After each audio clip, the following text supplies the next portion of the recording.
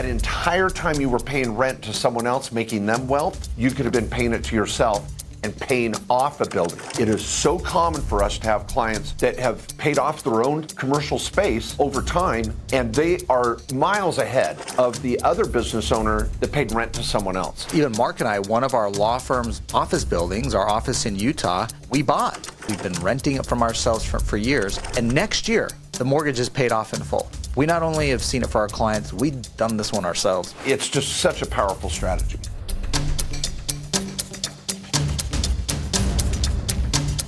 Welcome, everyone, to the Main Street Business Podcast. This is Mat Sorensen, joined by the dapper Mark J. Kohler. And we're here to talk about you, saving taxes, and building wealth. We just want to help you. Yeah. I mean, those are two very admirable goals, and when we can bring those together, man, that's like 2 + 2 = 5. It's awesome, saving taxes, building wealth. Well, today we've got 3 strategies that typically are on the top of the mind of investors, and we think these are ones you should know about. They can be extremely beneficial, and I love them. I'll rattle off the first 2, Matt. Number 1, just renting your own building to your business. Why am I paying rent to someone else, to a third party? This could be a commercial building space. It could be a warehouse, storage unit. If you're paying rent to anybody, we want to talk about it.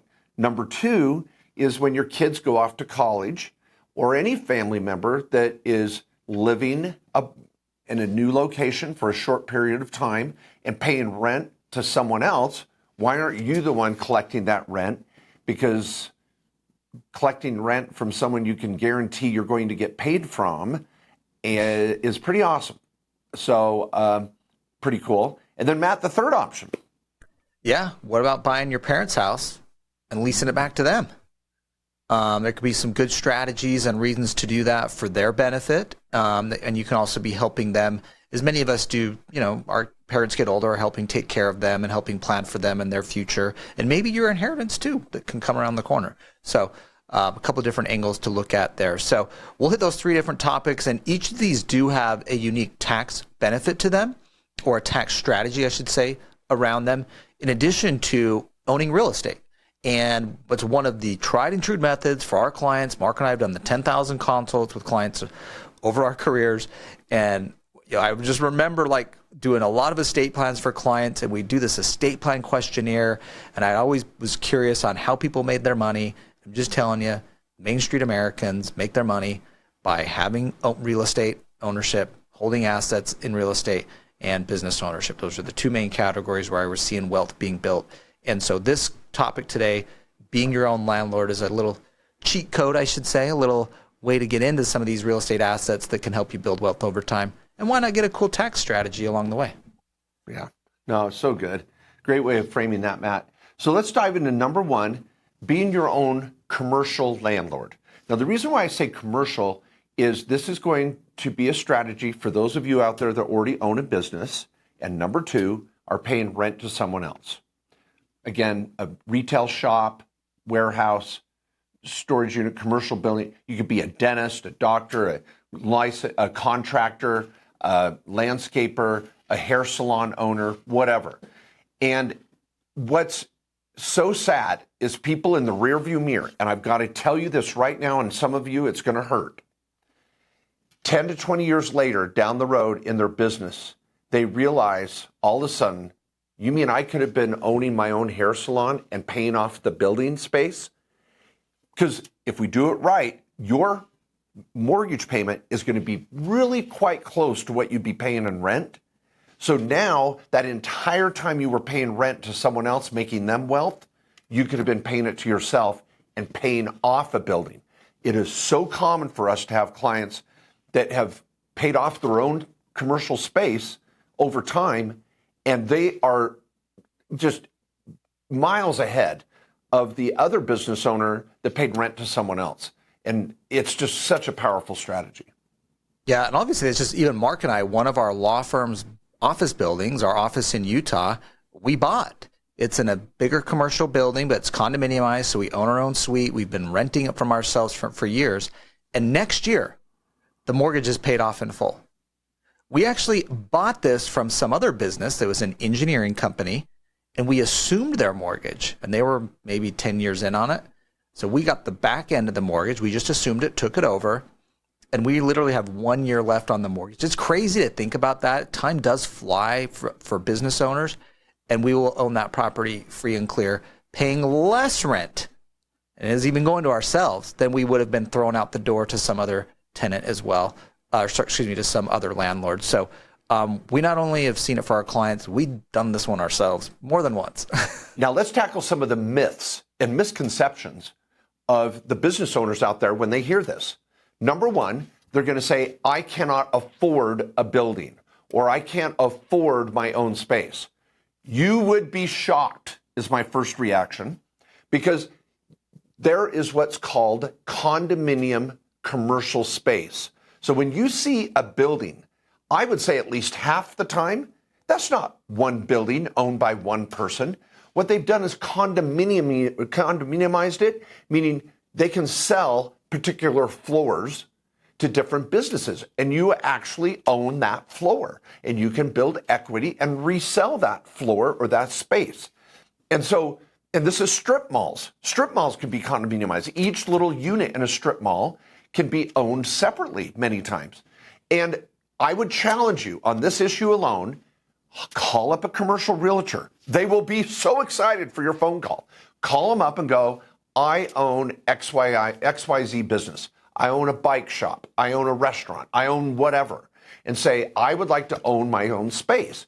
Can you tell me where I could get 1,000 square feet, 1,500 square feet, 2,000 square feet? And they will go, oh my gosh, come get in my car. I'm going to show you around town.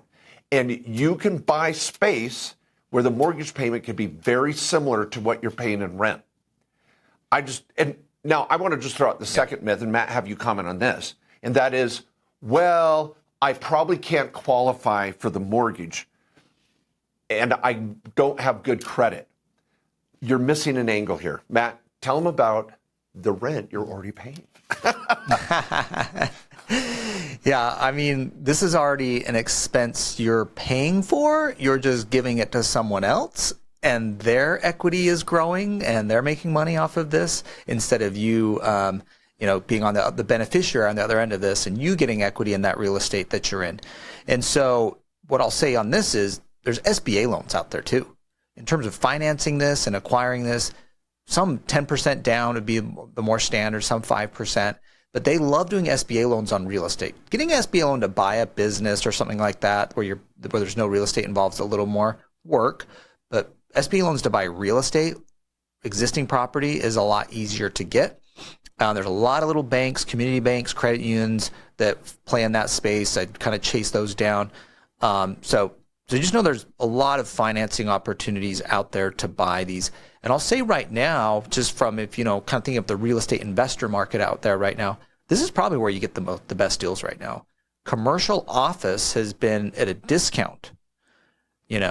Residential homes and stuff like that have not been affected. But in the real estate market, commercial office is one where there's definitely discounts and deals to be had. So it might be a good time for you to be considering this strategy for any of you existing business owners, even you new ones, to be like, all right, this might be a good time to pull the trigger and see what's out there at least. Like Mark said, talk to the commercial agent that can show you the options in your community or where your business is at. But we've got financing. Think of SBA, right? We've got the wealth building concept nailed in, right? I get it. I get the appreciation of value. I'm paying down the mortgage. I get all that equity now. It's an expense in my business too, which is cool. I'm writing off that rent anyways. It's just going over to my other company that's paying down a mortgage, right? But there's more, right, Mark? That's right. This is where like Mark's taught me so many tax strategies over the years, of course. But this was one I was like, hold on, that's pretty freaking awesome. Well, there's a next level tax strategy. Totally, and this is where the One Big Beautiful Bill actually has some direct impact to you on this point. The bonus depreciation. When you go to buy this building that you're going to rent back to yourself, you can accelerate the depreciation on the 5, 7, and 15-year property of that building, with which is called a cost segregation analysis. And you may say, another myth or misconception, well, I'm not a real estate professional. I don't get to take that depreciation as a write-off against my business. Oh, no, you're wrong. It's because of the -4 election, which says, under the IRS code, if I own the business and own the building in the same percentages, so if you have 2 owners here and 2 owners here, 1 owner here, 1 owner here, in proportional ownership that are mirror each other, I truly am buying my own building. I make a special election, and now I can treat all the losses on that depreciation as an ordinary loss. I don't have to be a real estate professional. I don't have to materially participate. All of those other rules don't even apply. So by setting up an LLC to own the building, which you would do not put this in your current operational entity. You open up a sister company in an LLC with the same ownership percentages of the operational business, buy the building, and you just unlocked, I'm not kidding, thousands and thousands of dollars of tax write-off that you can accelerate and maybe even wipe out your entire tax bill this year or for the next couple of years and use those refunds to invest back into your business. Use that money that you would have paid to the IRS to expand. See, think about this, people. You're buying space that now you can expand into because you're not going to have the tax bill you've been putting deposits away for now. This is insane. Yeah, I think this is like, I don't want to say dynamite or whatever. I mean, this is just like, it's very powerful because so many business owners, right? You're the hair salon owner, the doctor, the dentist, whatever the examples we gave out there. You know, we hear about these losses on rental real estate and how it's such a great thing. And you hear about, you know, Donald Trump on his tax return paid 0 tax. And how did he do that? Well, he's a real estate professional. And you got to take off his rental real estate losses. And you're like, well, I'm going to go buy a bunch of rentals and do that. That doesn't work for you because you're not a real estate professional. But it does work for your building that your business owns here in this self-rental rule where you can take that same strategy. So it's really powerful. It helps you on your tax return. It's a great wealth building strategy. It also gives you certainty in your space. That's another thing. We've had clients over the years that they got a lease and their lease's term's running up and they just think the landlord's going to renew it and they jack up the rent or they've got some other plans in the building or someone else owns the building now and you're not happy with whatever you got to renegotiate. And so there you get a little more control. You can control your destiny a little bit more when you own the space as well. So I love this one. I think this is a kind of a no-brainer. You've got to really consider this if you're a business owner with a location. Like, really think through, like, why not? I kind of want, you know, this is like one that's like, why are you not doing this one? And Mark and I have done this in 2 different business locations too. So I'll just say, like, we've hit this strategy here of buying our own office location where we're at. Yeah, no, super powerful. All right, now let's move to number 2. And that is for any of you out there, again, these strategies don't affect every one of our listeners, but if this is in the stars align, you're the avatar for this. This would be any of you out there that have a kid headed off to college. Now, this could be maybe you're looking out 2 years out from now, or maybe they've already been at college for a couple years, or they could be looking at graduate school. So you want to be thinking ahead here as much as possible, if possible, and say, where is this kid going to go to college? Where are they going to college now?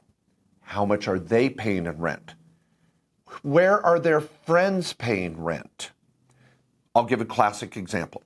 Had a client, his daughter and son were going off to Salt Lake City to go to University of Utah. They lived in California. They didn't own any property in Salt Lake City. But they were like, hey, our kids love that school. They're going to go to the U, which I'm a fan of, and go Utes. So they're going to go to Salt Lake. And this family, they ended up buying a single-family home in the Sugar House area, which is right in biking distance of the campus. And they did room rental. They were able to do 4 rooms, and he put his daughter in the home, and she rented out 3 other rooms to her friends. Those 3 room rentals, paid for 90% of the mortgage. And she didn't even have to pay rent anymore where she was living. And by adding that into the mix, he was actually cash flowing this property. So by going and buying this property, they eliminated her rent and actually started to create cash flow. And the story begins. There are so many ancillary benefits here, but that's the example. Before I steal any more thunder here, this is, again, incredibly powerful. Matt, what's your take on just that equation right there? Yeah, I mean, that's another, again, it's like you're going to have an outlay of money already. Who gets to benefit from that? Maybe I can be the beneficiary on the other end by owning the real estate here, and again, instead of some other landlord. And also, if you're willing to take that next step, like they did here, of like getting the roommates as well, that's where this becomes a profit center. Not just like saving, on the cost, but this is now a profit center, right? Because there's other revenue coming in. And I think that trend, though, that kind of roommate scenario is a huge trend right now. We're seeing this with co-living concepts.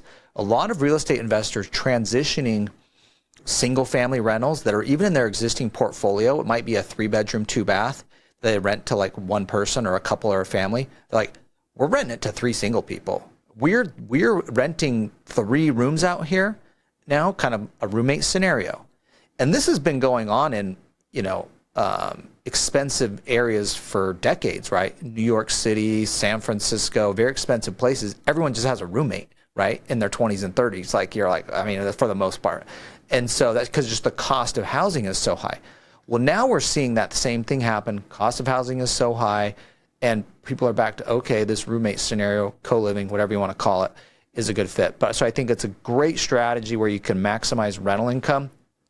The college rental being the one here where you might have one of your own adult children being in that you're owning it and getting the benefit of owning the real estate, and that outlay of money is coming back and helping you, because you would have been paying rent anyways to help your kid maybe go to college. Yeah, and let's talk about some other benefits before we even get to the tax strategy here too. First, it's been an incredible blessing for their family. And he's been teaching the dad. I worked with the dad for the most part, and he's been teaching his daughter how to be a landlord, how to manage a lease agreement, how to manage her roommates. This has been a huge eye-opener for both of his kids on what this experience has been all about. And to teach your kids about rental property and, oh, you got to take care of the yard. Oh, you need pest control. You got to worry about this. You got to worry about that. And these kids have just been, oh my gosh, I'm learning practical business skills while going to college. Unbelievable. Number 2, again, we're building equity. So instead of paying rent to someone else, his daughter is paying rent to their own LLC with the property, and 3 other girls are paying down that mortgage. So he's building equity, and now they have choices in 3 years, 2 years, 4 years. Do we keep it as a rental and rent it to a family? Do we keep it to a rental and rent it to 4 more college students?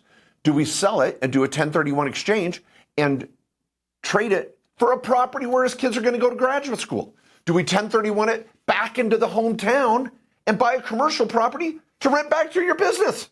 So now you're not going to pay any tax on sale and move that investment to a new location. That's the concept of the 1031 exchange. So we're building equity, we're snowballing it, we're teaching our kids strategies here, and we're building cash flow. The list goes on and on. Yeah. Dang, I love that. I didn't even think of next steps there on what to do next when they move on. I mean, that's obviously the next question that you should be asking and thinking about. And it's like 1031 exchange. I love it. Repositioning. They might move to grad school, put it back into some other market you might feel good about. Because a lot of times your kids are going to college. It might not be the best rental market that you would choose, but you're choosing that location for those other reasons that we talked about. The kid's going to help. They're going to learn how to manage it.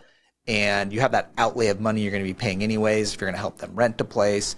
And so, but that once they're gone, that decision-making might shift of, well, I'm going to reposition the equity here into something else that might be a better cash flow opportunity. So love that. Great. Yeah, and now for the tax benefit. Great solution, I was going to say there, because that was the next piece I was thinking about.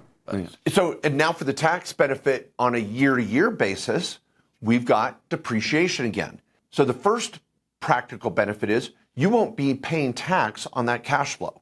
So any additional cash flow will be offset by the depreciation. So there's no income tax that you're going to be affected by. And if you do qualify as a real estate professional, another strategy for another day, this rental property is included in your portfolio of real estate. So now you could take depreciation there if you qualify for those pass-through losses as a real estate professional. You could even convert this into a short-term rental once the kid's done with college. There's a lot of families that want to rent a short-term rental to go for graduation, to go visit their kids. There's a lot of short-term rentals in and around colleges and universities for that purpose of alumni, parents that are coming back to visit. So that's another tax strategy in that if it could qualify as a short-term rental property, we could maybe unlock the depreciation. So I'm going to say this right now, in the description below, we have a link for the law firm. Please get a tax consultation. A comprehensive tax consult is what we call it practically on our website. And one of our tax lawyers will meet with you and go through some of these ideas. Build a plan.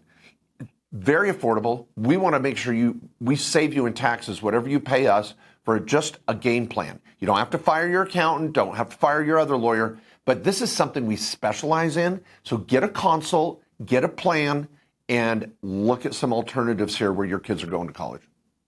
Yeah, and of course, our law firm is KKOS Lawyers. For any of you driving in the car right now, you're like, well, you're going to Google this later. KKOS Lawyers, that's our law firm. We've been helping clients across the country for 20 years now. Love to help you. All right, last strategy here. Buying your parents' home? Should I buy my parents' home? Should I wait for them to pass away and then inherit it? I know that might be one of the questions here. But we've had some clients do this over the years. So Mark, why would I buy my parents' home now rather than just inheriting it when they pass away? Well, there's several reasons, and you have to make sure it, again, aligns with your situation. Yes. The first one, and I don't know if there's any order of priority here, is that your parents may be on a fixed income. They may be needing to go on some sort of Medicaid assistance in the future. You're seeing this come down the road to them. The cost of the home, property taxes, maybe they do have a mortgage still. Not all parents have paid off their home. Some of our older parents may have. But that home may be a burden to them financially. And they may need to qualify for Medicaid down the road. When you buy the home from them, they get stepped up basis. You get stepped up basis to the purchase price. They're not going to pay any tax typically because of the 121 exemption up to $250,000 or $500,000 of equity. So they're not going to pay any tax. You get stepped up basis. You could assume the mortgage they already have. There may be no need to go out and get a new loan. And any equity that you're paying them for will be in a note that upon their passing would be forgiven. You could structure this. There's no cash transpiring hands here. No new mortgage transpiring hands. And so now you're the owner of the property, stepped up basis.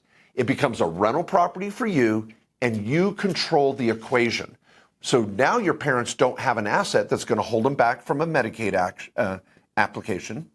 And you're able to gift them rent on the tax return. So they're not going to actually pay you rent. You're going to gift it to them. Meaning, hey, mom and dad, go ahead and pay me rent. I'll give it back to you.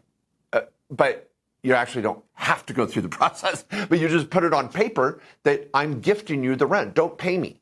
So your parents feel secure. They are able to apply for better support from services they might need without an asset on their books. And you're going to inherit the property anyway, and you get it right now at stepped up basis. Now, that may have sounded a little complicated, but this is a strategy we see over and over again where families work together to better protect mom and dad as they get older before they pass away.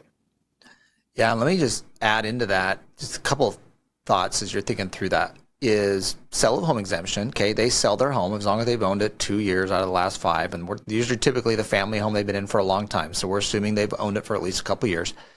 And if they're still married, your parents are both living there, or at least one of your parents, and they're remarried. They're married, filing joint, $250K.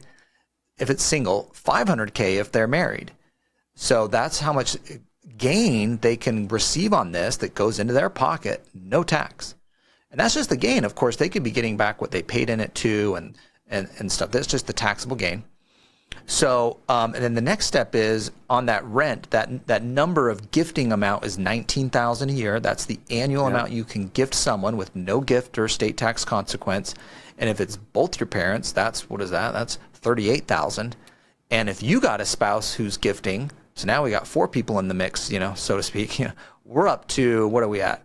Got 6,000. 76,000. 1,500 per person, per se. And we've got 4 people involved. So now, that could be a lot of rent. We're going to be able to cover rent because it does need to be fair market value. And that's where where you're going with this is rent needs to be fair market value and the purchase needs to be fair market value. Everything else in between can be on paper. Yeah, because let's say the rent realistically for that home would be $5,000. Well, that's $60K of rent. So I'm going to need to be looking at that gifting amount to make sure, maybe if it's just your mom, let's say that just lives in that home and is renting. Well, I got 19,000 I can do. If I'm married, my spouse can do 19. We're at 38. You guys, the difference if you were 60,000, let's say, what would need to be market value for rent, that would be, and maybe your mom has the income to pay that, that discounted amount, that difference to make it up to where you have a real fair market value rent. And let's talk a couple other points that that really play into this. Asset protection. If this home's paid for and you've got grandpa driving around in his car, and it could be ugly. And I want to say this is a very sensitive topic, and I get a little emotional talking about it because I've had to take away the car keys from my parents. That's not fun because it's dangerous for them being on the road. And they don't feel that. They don't see that. And they've got their home paid for, and grandpa's going down to the grocery store every day, and you're scared to death. He's going to kill someone or kill himself. And so when you take the home out of their balance sheet and there is an accident, heaven forbid, that home is not going to get sacrificed in a lawsuit. And so there is an important asset protection factor here, let alone Medicaid planning. And I think we forget that our parents, we need to start to take over as the parent. And it's a very uncomfortable thing, but it's a very touching and special thing because the parents all of a sudden realize they do need you. And there's that tipping point. And the home is typically their biggest asset and their biggest fear. Because parents, I'll tell you this too, everybody, if you haven't been at the table in this, and I've been at the table so many times, their biggest fear is they can't take care of themselves. They don't want to be a burden. And if you can create a structure where they feel like their home is helping them feel independent, it's a huge win. Yeah, and that by renting it back to them, they get to stay there too, which is typically where they know people, it's where their family and their friends and all that stuff resides. And there might be a place where they transition out, and maybe they need to go to an assisted living or some other or place like that. But this is a good step where, like you're saying, Mark, coming in and helping them. And we do kind of got to take the parental role at a certain point. Really, I mean, wow, it's like spot on and practical. Got a little emotional there. Yeah. But I think, these are like dynamic situations where I'll just say of like what the why behind you might do this. And we've kind of focused on, all right, think of the tax benefits, right? I like there's even that asset protection angle too that you dived into. Maybe there's some Medicaid planning issues. There's a little bit of timing rules on that, how long you might have to wait if they do need to apply for Medicaid or certain benefits if they need those. But then the other thing is, if you think, well, what if they still live in it, or even they move out? I want to just throw one other like alternative option, of we can obviously sell it and get the sell of home exemption up to that $500K. But what if there's $1 million of equity in this home? There's a lot of our parents, that are lived in a place for 20, 30 years, have $1 million plus in equity. And that might be one where you take a different angle, maybe actually. If from a tax standpoint, you might think of maybe we do hold that longer in their name. We've got to be careful and look at the possible tax ramifications of them selling rather than getting stepped up basis at their passing. And if the home is worth that much, they may want to even start considering a reverse mortgage in order to pay for their long-term care. And now selling the home becomes a secondary or a third option, which is fine. And so we need to look at a variety of factors here and what's best for mom and dad. How are they going to pay for their future? Do they need Medicaid? Do they not? Can they self-insure themselves with the equity in the home through a reverse mortgage, which can be very powerful? And so get that consultation with all the options on the table. Now, I want to just say the last point is that, for me, is the tax strategy. We haven't got to that because what's amazing here is you have a tax strategy on the front end. Yeah. When you're not going to visit mom and dad, you're going to visit your tenants. So I'm writing off auto, dining, repairs, maintenance, improvements. And even if I'm not a real estate professional, those are carry forward losses. So after mom and dad are gone, or maybe they go into hospice and we sell the home, I've got carry forward losses that I can use against the sale. I could do a 1031 exchange again. I could put other tenants in there. I can do a rehab once mom and dad move out, which is typical. We're going to keep it in the same format. Mom and dad still have carpet from 1980 for, whatever the case is. So once mom and dad are out, we're going to do a fix and flip and rehab. And I'll say this last dynamic that's super important: siblings. There's going to be siblings at the table that are not going to step up to the plate and help mom and dad. And if you're the one to step up to the plate and help mom and dad, you deserve the damn house. Now keep it fair market value, buy the home, keep it fair, keep it transparent, but don't use this as an opportunity to screw over your siblings. Do it as an opportunity to step up and be the sibling that takes care of mom and dad. But be careful, make sure you're communicating with your siblings on the entire plan, and don't take advantage of the situation. Yeah, I think that's such a great point. Oh my gosh, how many times have we seen this issue actually? And the family home is probably the one that sometimes they've seen some weird scenarios. Someone gets added to the deed, the other kids didn't know, the will or the trust is unclear on it. And oh my gosh, yeah. So definitely communicate this, and that should be part of your estate plan too. This should be, very clearly identified. It's out of the estate already, or this is what we're planning to do in the estate. So there is some clear planning on this for the family that's going to have to take over this estate later on. And I like the communication, but I actually like it in writing too. Let's get it legally documented as well.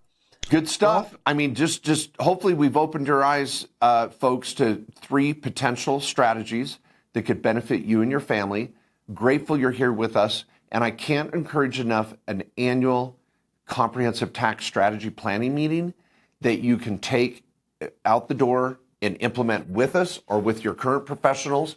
Get that second opinion. There's always something out there that we can learn from. I learn something new every time I'm on a podcast with Matt. I just want all of you out there to keep learning and keep getting strategy sessions under your belt. I know it'll benefit you. Yes, thank you for joining us, everybody. We'll see you next time on the Main Street Business Podcast. Until then, please share this with your friends and family. We'll see you next time.